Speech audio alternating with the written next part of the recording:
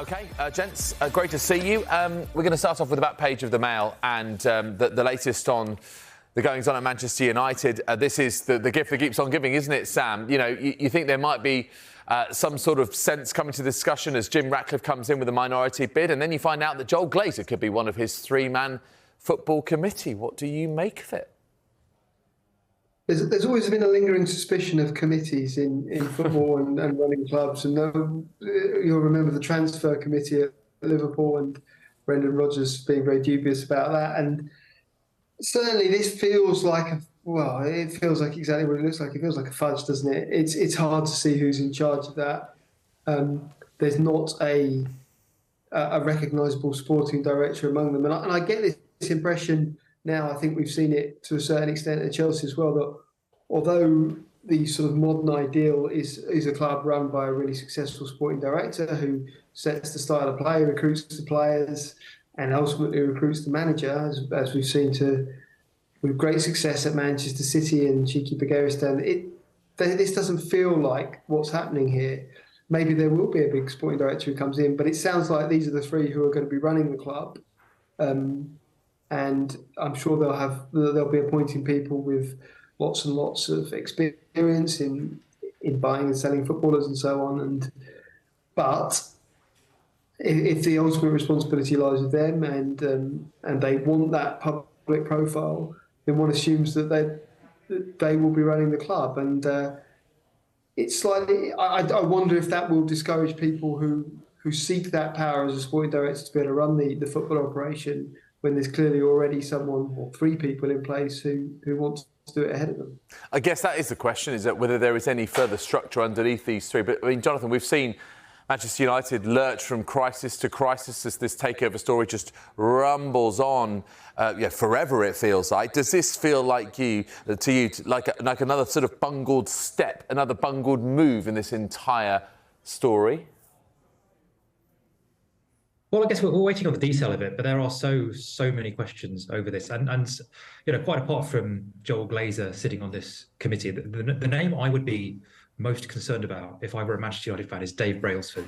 I mean, Joel Glazer has at least worked in football, however tangentially, for a couple of decades. Dave Brailsford is a guy who ran a cycling team really well, and then basically became a sort of grated cheese sporting guru. You sprinkle a little bit of him on sailing, you sprinkle a little bit of him on Nice or Lausanne. And the Ineos record when it comes to generating elite sporting results is actually pretty mixed. Team Sky, which they took over the most dominant team in professional cycling and have become essentially a mid-table mediocrity. Nice have not kicked on from when they were bought by Ineos. Lausanne have yo-yoed up and down between the Swiss first and second divisions.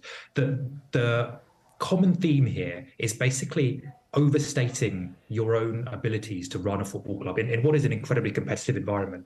And I fear something like that is happening here. And with, the fans, obviously, a lot of fans wanted a Qatari takeover. They are not best enthused with Ineos or Jim Ratcliffe, and they certainly won't be enthused with a Glazer sitting on the football committee. And so the new regime is basically going to have to win over a lot of fans and a lot of PR wins quite early. Otherwise, it's going to get quite ugly. Yeah, winning over the fans, I fear, is going to be the hardest part of the lot, maybe even impossible at this stage, unless, as you say, they get off to a great start. It does have echoes, doesn't it, of Sir Clive Woodward as well, when, his historic success in rugby and then, goes to Southampton and it's a very different story, isn't it, Sam? And also, just another question for you, Sam. Ultimately, how can you take control of football operations when you only have 25% of the club? Well, yes, quite. I mean, just to take the first part of your comment, David, the Clive Woodward, I don't know what we could call it. I think era is stretching it, but the period of time that he was at Southampton... Experiment, maybe? Experiment is probably a good word for it. It went from performance director to briefly sporting director and then just kind of disappeared from the picture. I mean, just to add some sort of pepper to that, Harry Redknapp was the manager there, so you can imagine sort of a quite sort of dyed-in-the-wool football man was not best enthused about having a World Cup winning rugby coach ahead of him.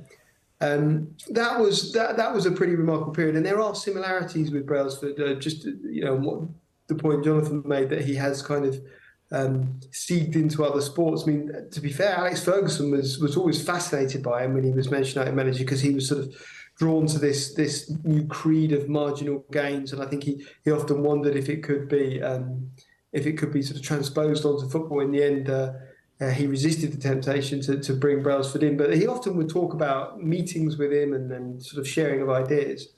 And yes, I mean, your second point, which was how do you kind of get a purchase on the club when you only own 25% of it, is very pertinent. We still don't know how the very complicated share structure is going to break down. We presume that this 25% is going to be these powerful Class B shares that the Glazer siblings own.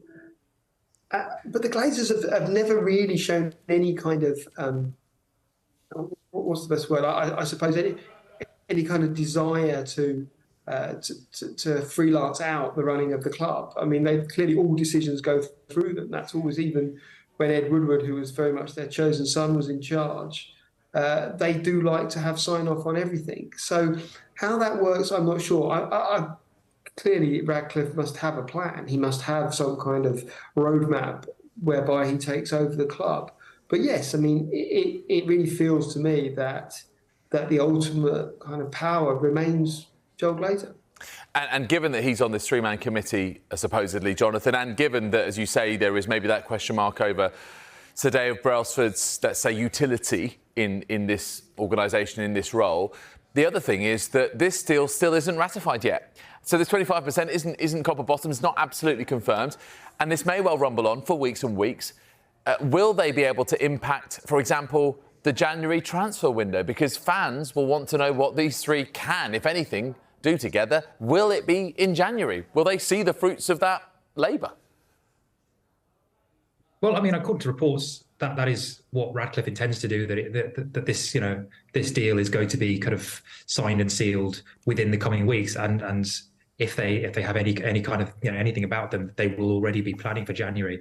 But this whole this whole setup, it raises questions about that as well, because there is obviously supposed to be I guess a separation between the football side of things, which Ratcliffe wants to run, and the commercial side of things, which will stay with the Glazers.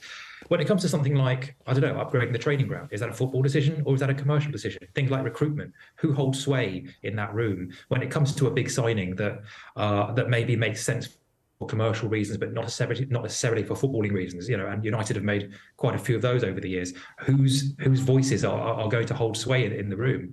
I think these are the sorts of questions that, unless Ratcliffe has an iron cast plan to work out these things, those are the things that are really going to worry Manchester United fans with their club kind of in limbo.